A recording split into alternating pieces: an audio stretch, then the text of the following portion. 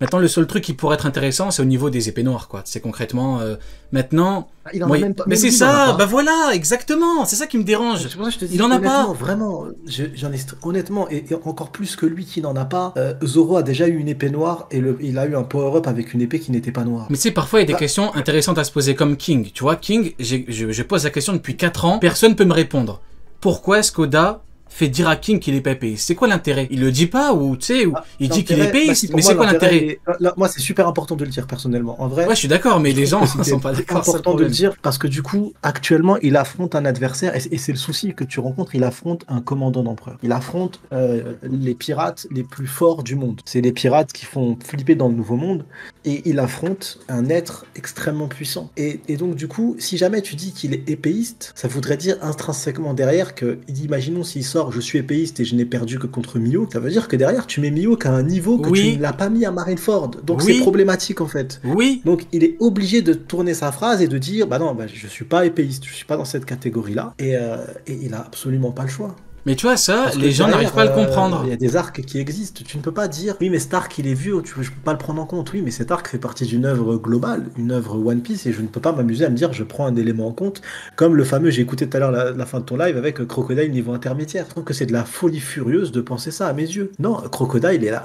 Crocodile, il n'y a aucun des membres des Mugiwara qui lui donne l'heure actuellement. Pour moi, Crocodile à Marineford, il a affronté Jose, et je suis pas sûr que Jose, sa caractéristique, ça soit la vitesse. Il a dit, oh, quelle vitesse, quelle puissance. Et pour un coup, éclaté au sol, il était en PLS, il en pouvait plus.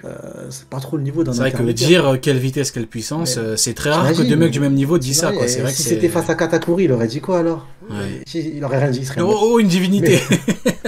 Oh, le dieu du Moshi. Oh putain, le dieu du Mochi. Oh putain.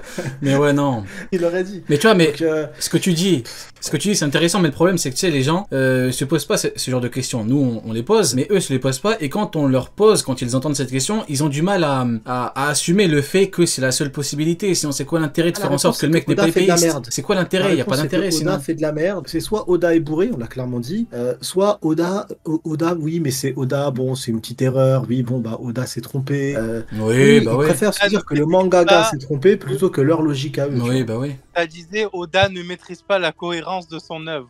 Rappelez-vous de cette interview. C'était pourquoi déjà? C'était pourquoi C'est que ça concernait Katakuri, non? Non, c'était par rapport au fait que le manga dure depuis longtemps, donc il y a des erreurs, machin et tout. Et il disait que Oda ne maîtrisait pas la cohérence de sa propre œuvre. Si Oda ne maîtrise pas la cohérence de sa propre œuvre, qui pour le faire à sa place? Frérot. Si c'est pas l'auteur en personne, c'est-à-dire que arrête de regarder One Piece en fait, puisque l'œuvre n'a plus aucune cohérence. Ce que tu dis, c'est valable pour l'arc Wano quand beaucoup disaient, j'avais réagi à, c'était la rêverie, il y en avait beaucoup de gens qui disaient ça, ils disaient les rapports de force n'ont plus aucun sens. Mais t'imagines, l'un des points fondamentaux d'un shonen Neketsu, ça n'a plus aucun sens. Je sais pas comment, c'est un manga de boxe, ouais, mais les combats n'ont aucun sens. Non, c'est ça le vrai problème, c'est que regarde les rapports de puissance. Dites-vous bien à quel point c'est important dans un shonen, c'est que dans Food Wars, qui parle uniquement de bouffe, où il n'y a pas de baston, il y a cette notion de rapport de puissance et de maîtrise des techniques. Donc sur un shonen, oui, parce que c'est la base. Il y a des combats. Sur un shonen où il y a des combats réels,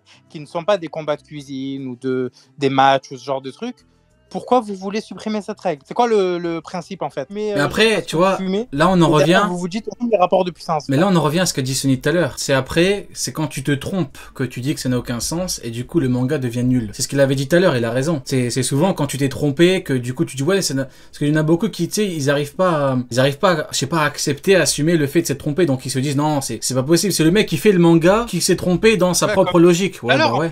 Bah oui, ça doit être ça. C'est comme Flip tout à l'heure, en fait. Quand ça assume pas, ça commence à bégayer. Ouais, et pour moi, dans One Piece, il y a deux éléments qui ne m'intéressent pas. Je ne dis pas que c'est mon point de vue. C'est les épéistes, parce qu'à mes yeux, il y en a que trois, réellement. La folie. Que trois. C'est Vista qu'on ne voit plus du tout. Je te jure. C'est Mihawk et c'est Zoro. C'est trois personnes que je ne vois pas combattre hors épée. Je ne vois pas, par exemple, Vista poser ses sabres et se mettre au point. Je vois pas Mihawk poser ses sabres et se mettre au point ou au coup de pied. Et je vois pas. Pour moi, eux, c'est des épéistes. Tu vois, vraiment des épéistes. Et c'est les seuls que je vois. C'est les seuls qui ont réellement été mis en avant. les seuls, il n'y en a pas d'autres. Et donc à partir de là, t'as beau me dire qu'il existe une quarantaine d'épées de malades, il existe 12 épées, des épées maudites, démoniaques, si tu l'utilises, tu meurs, si... Ouais, très bien, mais il n'y a pas d'épéistes. Donc s'il y avait des épéistes purs, si Zoro avait affronté 2, 3, 4 épéistes extrêmement puissants... c'est ce qui manque. D'accord, et c'est pareil pour, par exemple, actuellement, on me parle des primes et les primes et les primes. Les primes, je trouve ça cool. Maintenant, depuis que l'équilibre de One Piece n'existe plus, il n'y a plus d'équilibre, ces primes n'ont plus de sens à mes yeux. Ces primes n'ont pas un sens réel. Ces primes changent par rapport au... Et surtout quand tu sais que moi, maintenant tu vois l'ajout de Morgan dans l'œuvre et son impact, et tu vois que Luffy a la même prime que Kid et Law. Bah tu souffles, tu te dis voilà, donc c'est que scénaristiquement parlant, voilà, et on sait pourquoi ça a été fait, ils voulaient cacher le dit et ainsi de suite. Et surtout les primes sont liées à quoi? À des chasseurs de primes. Qu'on me cite le nom d'un seul chasseur de primes qui nous intéresse dans le nouveau monde. Dans le nouveau monde, je dis bien pour des primes qui dépassent le milliard. Attention, il y en a un qu'on appelle quand même le chasseur de pirates. Je savais qu'il allait dire ça. Donc tu vois, pour moi, t'imagines qui allait chercher la prime de Big Mom ou Kaido? Qui en fait? Qui allait le faire? Qui est capable de le faire? Personne. Et même les plus grands pirates de ce monde ont bougé après la défaite de Big Mom et Kaido. Et de toute façon, l'équilibre du monde s'est perdu après leur défaite. Donc pour moi, ces deux éléments dans One Piece, tu vois, parce qu'on me dit toujours oui, mais parce que vous êtes des suceurs de Oda, vous aimez pas, tout est parfait pour vous. Ouais, ou alors t'es une merde, c'est tout. Peut-être que c'est toi le problème après. Ouais, voilà, c'est subjectif. Moi, ça me fait ça. Et dans l'arc Egghead, à mes yeux, je sais que c'est différent, mais pour moi, je dois cibler dans cet arc Egghead quelque chose, moi, qui personnellement me tracasse un peu et me dit ah ça j'ai pas trop kiffé, et je vous en ai parlé plein de fois, je vous ai cassé la tête avec. Ouais, dis-nous, ça m'intéresse. C'est la non-réaction des Mugiwara face aux Séraphins par rapport à Vega, c'est tout, tu vois. Ah oui. C'est le fait de se dire normalement Nami elle devait réagir, ou les Mugiwara qui symbolisent parce que t'as pas la même vision qu'eux, c'est pour ça que tu les vois différemment, toi. Ouais, parce que pour moi les Séraphins, une fois que j'ai appris que du coup ils avaient des sentiments, que même Bois Hancock pouvait avoir un libre arbitre et qu'ils ressentaient des choses, et que ça soit des enfants ou non, ils ont l'apparence d'enfants. Donc pour moi, les Mugiwara, qui sont clairement leur représentation des libérateurs, des pacificateurs, pour moi, je m'attendais à une réaction. Ça, c'est un débat. Mais ça, c'est un débat profond et philosophique sur tout l'aspect scientifique vis-à-vis de ce qu'ils sont, c'est-à-dire des cyborgs. Tu vois, c'est l'utilisation de la science pour faire en sorte qu'on n'ait pas des robots, mais qu'on ait des cyborgs. Donc c'est vrai que ça n'a pas été développé à ce niveau-là. Alors, par contre, Rio a raison, hein, ça vient de la nouvelle où les cyborgs rêvent-ils de moutons électriques, qui a donné naissance à Blade Runner et à plein d'autres films, Total Recall ou ce genre de trucs. Ça vient tous de la même nouvelle qui est donc celle-ci. Et ça vient donc du coup de est-ce que la science, par la technologie et les modifications génétiques et ce genre de trucs, peut créer la vie au sens où nous, on l'entend. Et c'est pour ça, moi je suis d'accord avec Rio, il y a deux réponses possibles. Il y a soit pour nous, les Séraphins c'est une création, c'est une invention, soit oui, on considère c'est un choc des visions, frérot. Ah, mais c'est exactement ça. Mais tu vois, moi, mon point de vue, il est là-dessus. Il est sur moi, personnellement, à mes yeux, je trouve que c'est...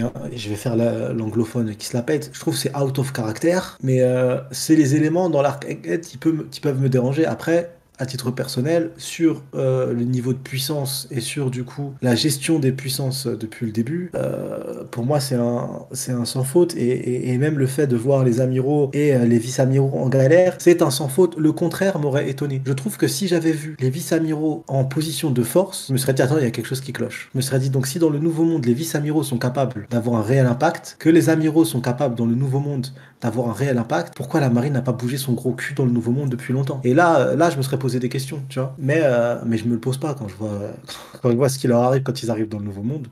Je me dis, c'était clair. Et donc, ce qui te dérange, vu que t'es ambassadeur de l'UNICEF, ce qui te dérange, c'est les enfants, quoi.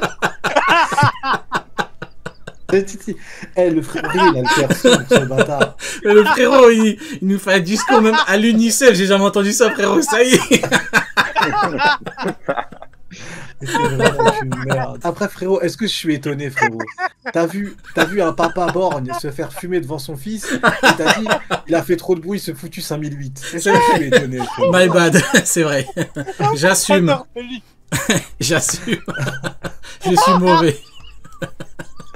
C'est trop grave. Du coup, mais non, mais le pire c'est que je comprends. Mais après, comme tu l'as dit, Nami, tu connais, hein, c'était la défenseuse voilà, des enfants et elle a pas tilté, donc peut-être. Après, ça dépend de la vision d'Oda aussi, peut-être, hein, tu vois, ça dépend de comment. Arrête, tu fais chier, gros. Laisse-moi me concentrer. Kid United. Ah, le cœur. Je suis mort. Bon, bah du coup, voilà.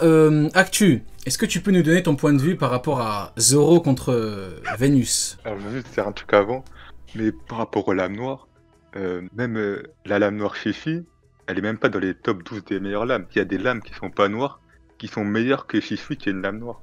C'est vrai, d'où le fait que c'est compliqué, tout ce qui est épée noire, quoi. Donc, le pire, c'est qu'on nous dit qu'elle peut monter en grade en devenant noire, donc elle est déjà noire en fait, donc comment tu fais? C'est vraiment compliqué, c'est rien que le truc de monter en grade. Déjà, qui a inventé le système de classification? Et quand tu augmentes en grade, est-ce que, en gros, la 21, si tu la changes en noire, est-ce qu'elle monte en grade dans le sens où tu as 13 épées légendaires et 20 épées inférieures? Ou est-ce que c'est quand il dit grade, est-ce qu'il parle pas à ce niveau-là? C'est vraiment compliqué. En fait, on a tellement pas d'explication à ce niveau-là que... Actu, est-ce que tu as un problème avec les noirs? J'ai éclaté. Il a tout mélangé. Il a tout mélangé, le frérot. Après, moi, j'ai vu Actu en vrai et j'avoue que peut-être il a un problème avec les renards. Je dis ça, je dis rien. Oh, non, ne rentrons pas dans ça. Non, ne rentrons pas dans ça. Non, faut pas tout mélanger. Il a dit, c'est pas une épée noire, elle a dit, t'as un problème avec les noirs, ça me rappelle Neil, misogyne, tu te rappelles avec Valkyrie. J'ai dit, ah ouais, parce que c'est un mec, il peut pas s'appeler Valkyrie. La folie, je te jure. Ouais, donc du coup, maintenant, à part ton problème évident avec les noirs, Actu, c'est quoi ton...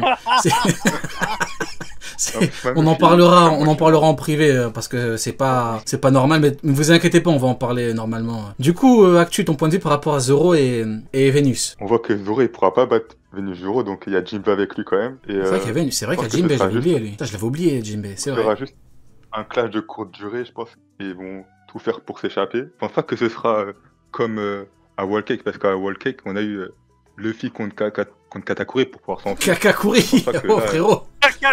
Oh frérot, doucement.